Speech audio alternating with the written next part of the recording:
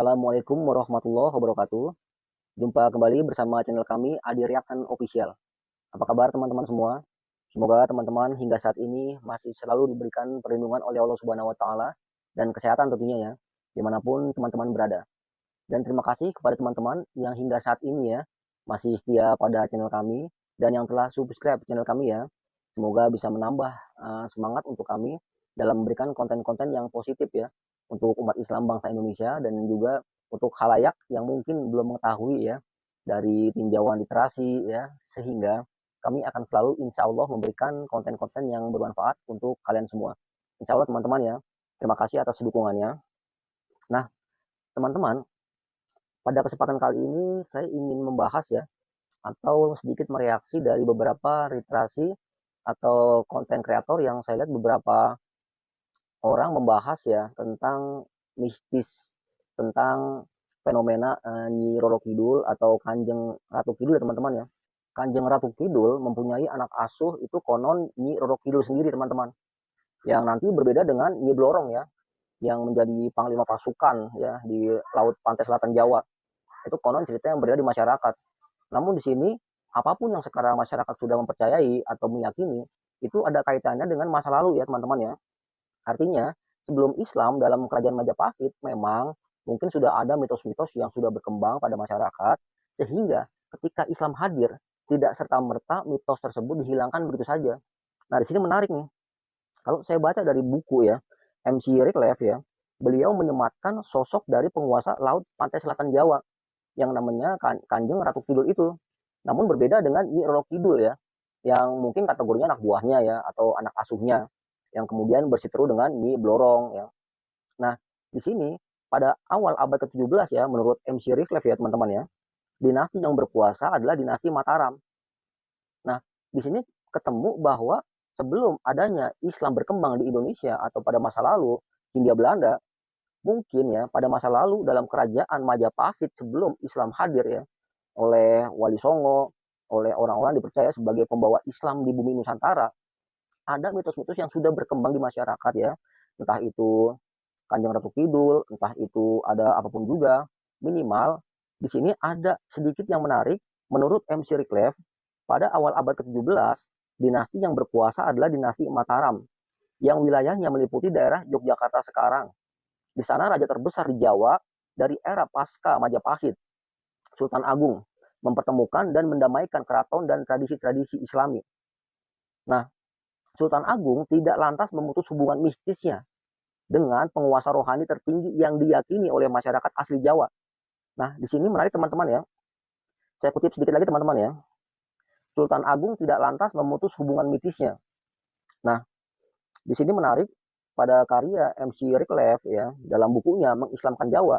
Beliau menganalisa sudut pandang sejarah Jawa pada masa lalu ya sebelum Islam, yakni kerajaan Majapahit, mitos-mitos yang berkembang, sehingga ada benang merahnya ketemu rumusnya ya dalam tinjauan beliau bahwa Kanjeng Ratu Kidul ya yang memiliki anak asuh Nyi Roro Kidul yang ada juga turunannya Nyi Blorong yang konon menjadi pasukan ya dari lelembut di sekitar Laut Pantai Selatan. Itu menurut mitos yang berkembang hingga saat ini ya. Nah, kita menghormati menghargai di situ. Ini saya melihat tinjauan sejarah yang sedikit saya tukil atau saya kutip minimal memberikan sedikit referensi buat teman-teman yang mungkin belum mengetahui ya atau sudah mengetahui ya alhamdulillah nggak ada masalah ya.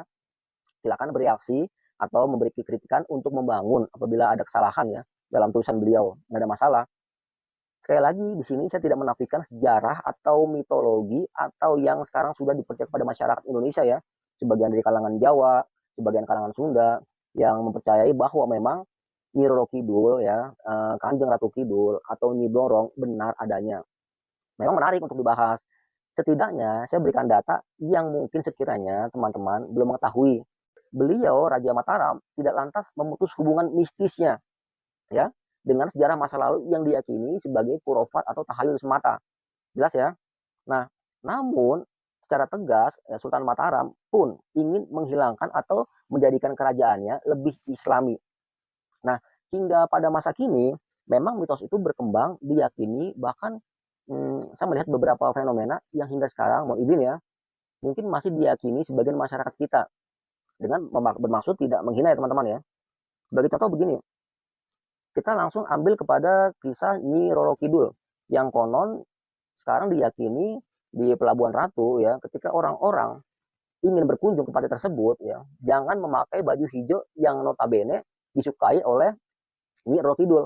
Khawatir apabila melanggar nanti akan terseret ombak ya, atau ada sesuatu yang di luar kemampuan kita sehingga ya, timbul maut atau timbulnya kematian gara-gara melanggar ya, dari adat tradisi yang sudah berlaku pada masyarakat turun temurun. Pun juga ada ya hotel yang kalau nggak salah dengan nomor 803 yang menjadi sakral dan privat, di mana konon kamar itu dijadikan tempat ya masuknya Nyi Roro Kidul ya dalam kerajaannya, tempat bersemayamnya, tempat istirahatnya dan sebagainya. Ya, kita menghargai apabila hingga saat ini masih ada mitos yang berkembang oleh sebagian kalangan masyarakat. Nggak ada masalah di situ ya teman-teman ya.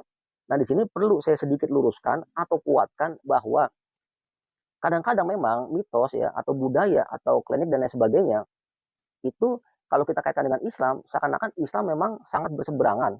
Nah, di sini saya luruskan bahwa ketika Islam mengajarkan konsep tauhid yang percaya kekuatannya hanya ada pada Allah Subhanahu wa taala, apabila kita meyakini sebagai budaya atau mitos ya, kita tidak memakai baju hijau dalam acara di area tersebut ya, di Pelabuhan Ratu dan sebagainya, dalam hati kita tidak meyakini ada kekuatan yang lebih besar ya, melainkan kekuatan Allah Subhanahu wa taala.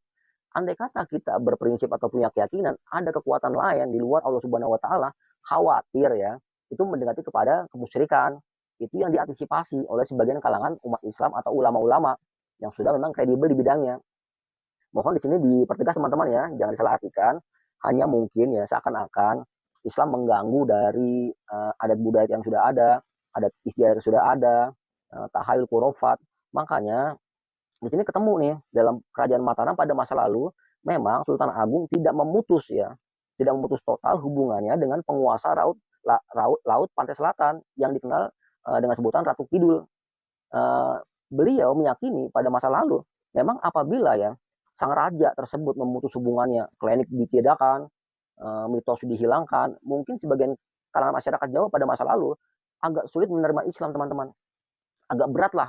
Makanya kan ada cerita atau gaya tersendiri yang dilakukan oleh Wali Songo yang konon terkonfirmasi gaya Wali Songo itu bisa beradaptasi dari kalangan Jawa pada masa lalu yang belum modern.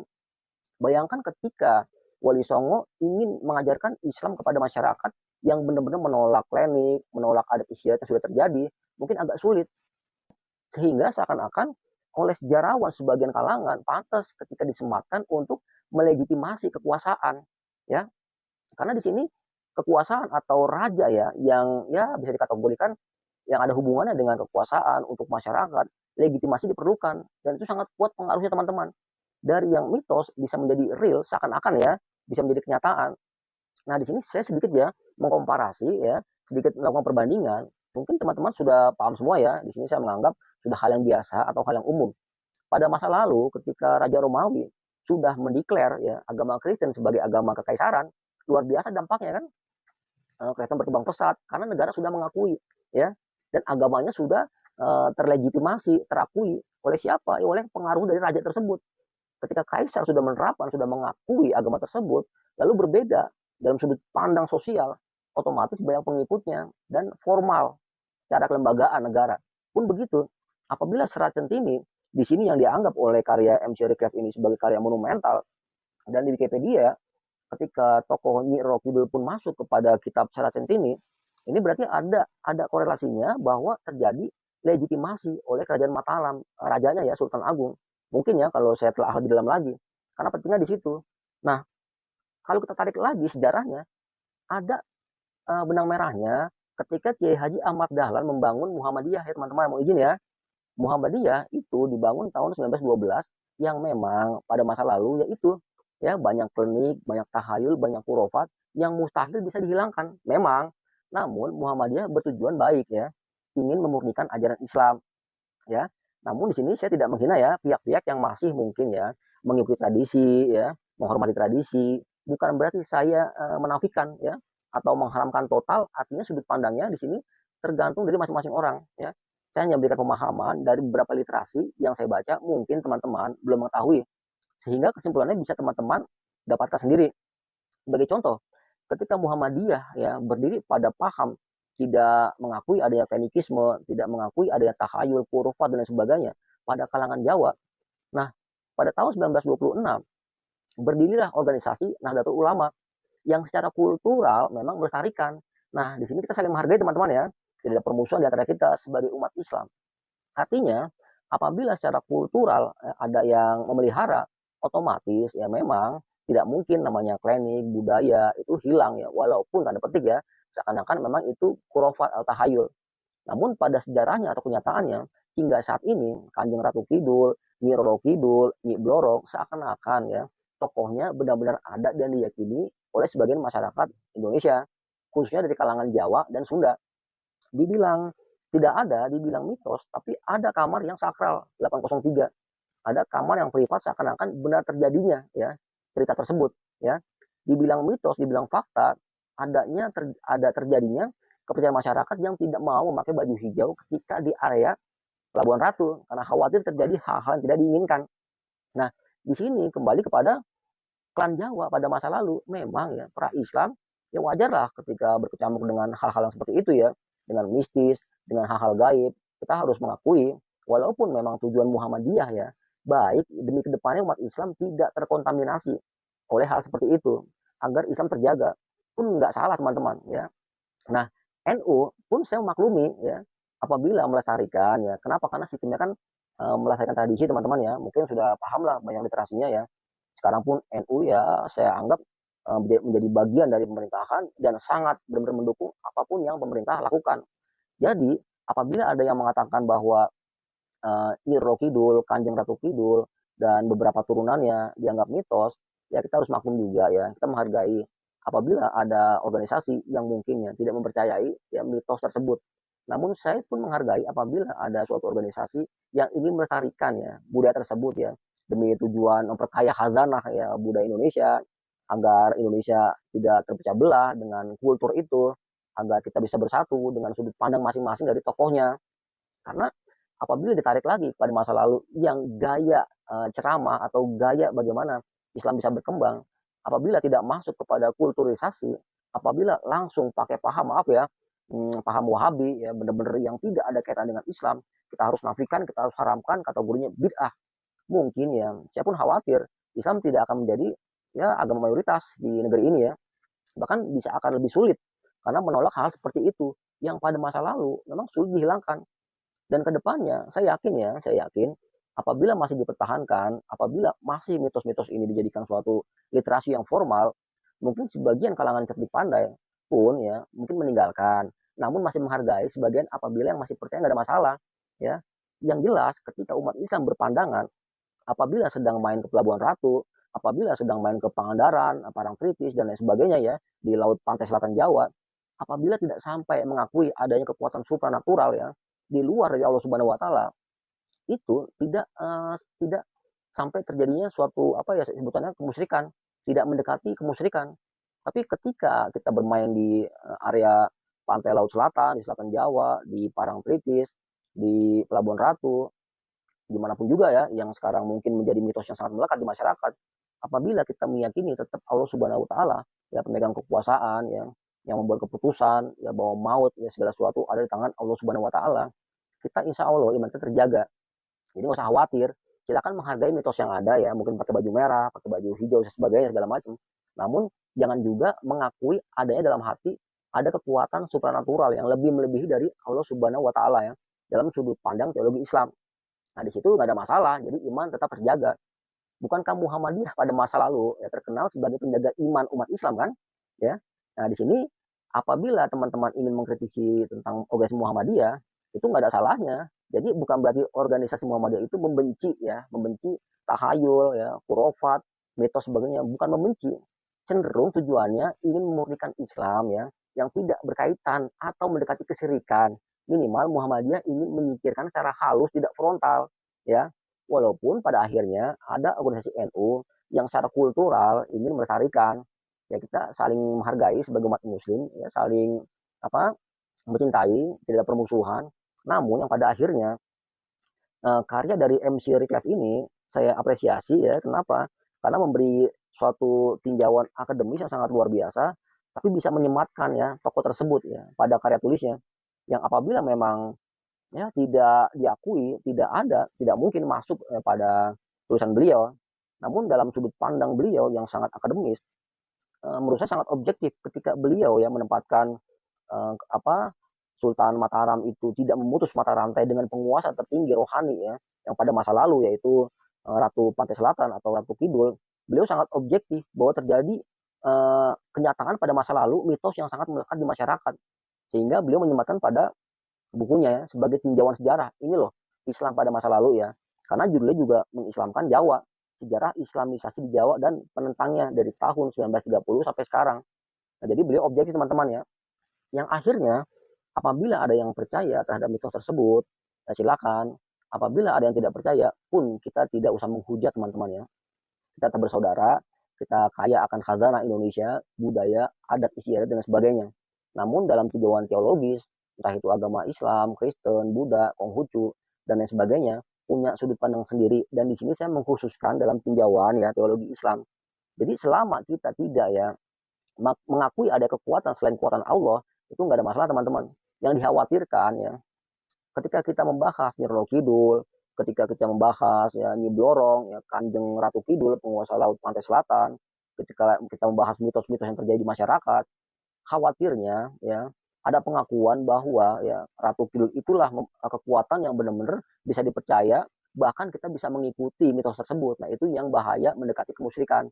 Itu yang diantisipasi oleh organisasi namanya Muhammadiyah, yang pendirinya Kiai Haji Ahmad Dahlan ya, tahun 1912.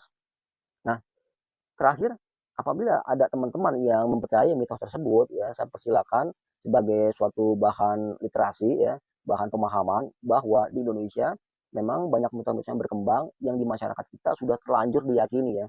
Namun apabila yang tidak percaya, sekali lagi ya, mohon dihargai dalam sudut pandangnya yang berbeda-beda ya. Dan Indonesia dalam naungan falsafah Pancasila itu mengikat, tidak ada masalah ya. Yang penting kita tetap bersatu ya pada masyarakat Indonesia. Yang penting kita tidak terpecah belah, saling menghargai satu sama lain. Yang percaya silakan, yang tidak mempercayai silakan, nggak ada masalah. Ya, pun sama ya. Ya, mohon izin ya sedikit saya sematkan ya.